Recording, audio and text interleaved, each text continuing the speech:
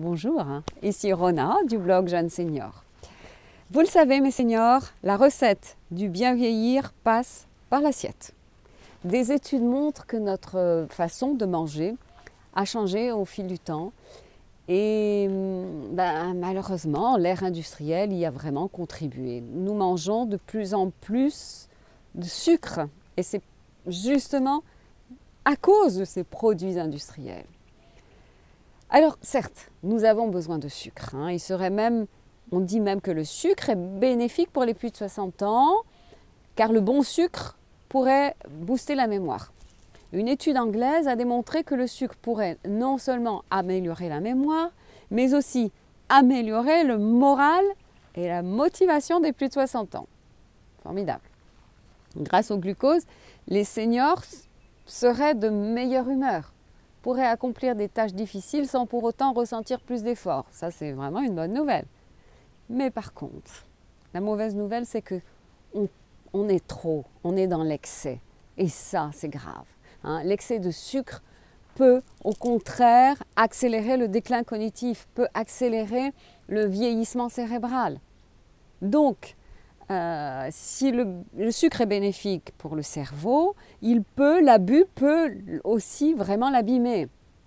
Et vous savez que les scientifiques ont fait un lien entre le diabète et la maladie d'Alzheimer. Mes seniors, il faut absolument éviter tous les glucides raffinés qui rendent notre cerveau moins performant. Malheureusement, il arrive que les personnes âgées soient très attirées par la saveur sucrée. Pourquoi? Eh bien parce que, comme l'ouïe, comme la vue, le goût peut aussi décliner avec l'âge. Et cela amène les personnes âgées à augmenter les doses. Donc, compte tenu de ce que je viens de vous dire, comprenez bien qu'il nous faut dès aujourd'hui diminuer notre consommation de sucre. Si un jour on est amené à augmenter nos doses. Et puis certaines personnes deviennent même addictes au sucre, c'est dramatique. Pourquoi? Tout simplement parce qu'on a un petit coup de faiblesse, qu'est-ce qu'on fait? Allez, hop, on prend un petit biscuit. Hop, tout de suite, ça nous donne un coup de boost. Oui, mais le problème, c'est que après, souvent, c'est l'hypoglycémie. Tous les produits sucrés comme ça jouent vraiment au yo-yo avec notre glycémie. Donc, il faut vraiment qu'on y veille. On sait aujourd'hui que les glucides simples et les sucres raffinés favorisent cette fameuse inflammation qui, elle, est responsable du vieillissement prématuré de notre organisme. En fait, ce qu'il se passe, c'est que les sucres qui sont fournis par l'alimentation sont stockés sous forme de graisse au niveau de notre abdomen et de notre foie. Et c'est grâce à l'insuline, elle va avoir pour fonction de réguler le taux de sucre dans le sang. Mais dans le cas où l'absorption est trop importante, l'absorption en sucre, eh bien les graisses ralentissent, va entraîner le ralentissement du fonctionnement du pancréas qui, lui, c'est lui qui sécrète l'insuline. Donc c'est pourquoi la surconsommation de sucre peut conduire au diabète. Et puis l'excès de sucre peut conduire aussi à l'obésité, aux maladies cardiovasculaires, à l'hypertension, à une hausse du taux de cholestérol, une hausse des triglycérides, à des problèmes hépatiques. Le sucre acidifie notre organisme et on le sait que l'acidité fait le lit des cancers. Des chercheurs ont même découvert que plus nous consommions des aliments à index glycémique élevé, les fameux sucres raffinés, et plus le risque d'être dépressif était grand. Donc voilà, ça nous conduit même à la dépression. Et savez-vous pourquoi on trouve le sucre partout? Eh bien, en fait, il se glisse dans toute l'alimentation industrielle par le simple fait que le sucre joue un rôle de conservateur. Il va donner aussi une meilleure texture. Il va atténuer les saveurs acides. Donc c'est pour cela qu'il se cache dans beaucoup d'aliments comme les céréales, les desserts lactés, les plats salés, les charcuteries. C'est incroyable.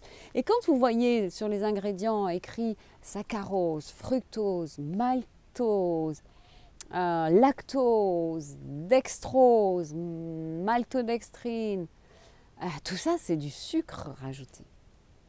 Et oui. Et par ailleurs, il faut savoir que, évidemment, il y a du sucre naturel. On en trouve aussi dans une grande variété d'aliments de notre quotidien. Vous l'avez dans le miel, dans les fruits, dans le sirop d'érable, dans les laitages. Alors, mes seigneurs, je ne suis pas là pour vous dire d'arrêter tous les sucres, car on le sait, les glucides sont une source d'énergie, c'est le carburant de notre corps, de notre cerveau, mais il faut vraiment distinguer les bons glucides des sucres raffinés. C'est ça qu'il est intéressant de faire. Par exemple, on sait que le fructose, naturellement présent dans nos fruits, ne pose pas de problème, lui, parce qu'il est composé, il est combiné avec les fibres du fruit.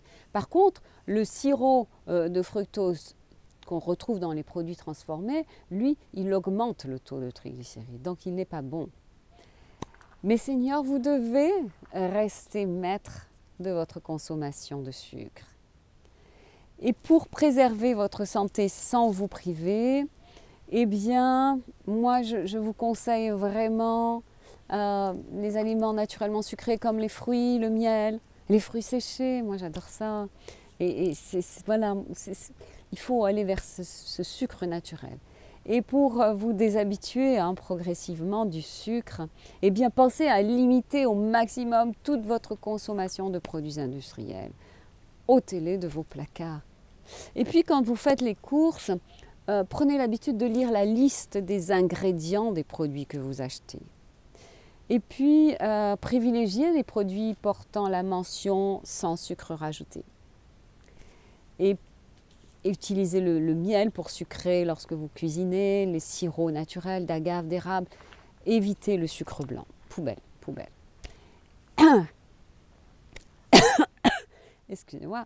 Et puis, cuisinez vous-même vos desserts et n'hésitez pas, dans ce cas-là, à diviser par 2 les quantités de sucre. Parce que dans les recettes, moi, je trouve que les quantités de sucre sont vraiment exagérées. Et il faut savoir que quand vous consommez des sucres rapides, vous allez avoir une variation du taux d'insuline incroyable. Alors que quand vous consommez des sucres lents, comme les pommes de terre, le pain, les pâtes, le riz, le quinoa, les légumes secs, eh bien, ces sucres lents vont stabiliser l'insuline, ce qui va avoir pour effet de vous caler durablement. Donc, pour éviter le grignotage entre les repas, c'est ça qui est très mauvais, eh bien, consommez des féculents. Féculents, les légumineuses, les céréales. Mes seigneurs, pour vieillir sereinement, il faut garder des plaisirs quotidiens. Je suis tout à fait d'accord. La nourriture est essentielle pour l'humain, c'est clair. C'est un moment convivial qui produit un sentiment de satisfaction, pas de doute.